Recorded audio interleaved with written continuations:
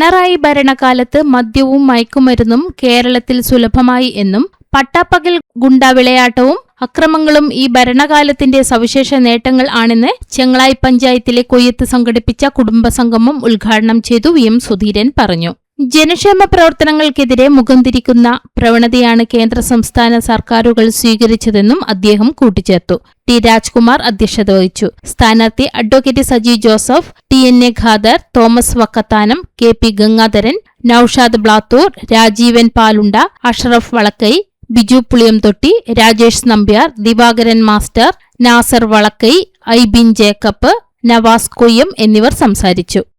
എന്ന നിശ്ചയദാർഢ്യത്തോടുകൂടി ജനങ്ങൾ സജീവമായി ഒരുങ്ങി പുറപ്പെട്ടിട്ടുള്ള ഇതുപോലൊരു തെരഞ്ഞെടുപ്പ് ഞാൻ ആദ്യമായിട്ടാണ്.